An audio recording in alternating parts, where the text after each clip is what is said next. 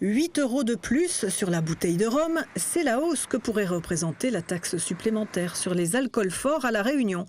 Un amendement porté par Stéphane Foissin sera examiné cet après-midi à l'Assemblée dans le cadre du projet de loi de finances.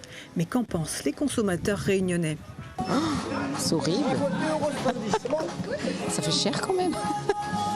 8 € par bouteille, c'est cher. Maximum. Ça pourrait être moins, mais ça pourrait aller jusqu'à maximum 8 €. Surtaxé ou pas, si les gens ont l'habitude de boire, ils vont quand même l'acheter. Longtemps, le rhum, ça existait toujours. Ça me fait amuser, ça monte. C'est le gouvernement qui fait ça et nous, on est obligés de payer. Celui qui aime le rhum va acheter sa bouteille de rhum. Ça risque quand même de limiter la consommation d'alcool. Avec l'augmentation, comme on voit avec les cigarettes, plus le prix augmente, moins la consommation est importante.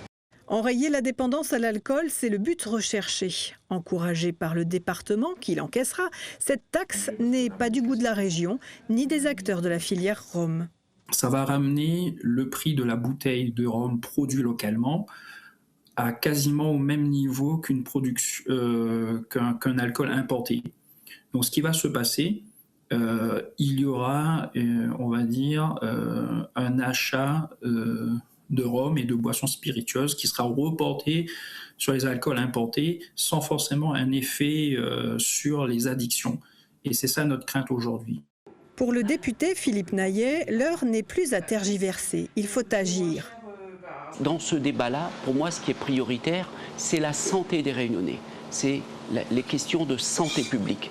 Et c'est derrière, aujourd'hui, tous les drames qui sont liés à une consommation importante d'alcool fort. Et on ne peut plus accepter ça. On ne peut pas faire des manifestations, on ne peut pas se contenter simplement de manifester, de faire des commentaires, d'écrire des papiers. À un moment, il faut agir. Et agir aujourd'hui, c'est revenir sur la fiscalité des alcools forts, parce que je le redis, c'est 50 fois moins que dans l'Hexagone.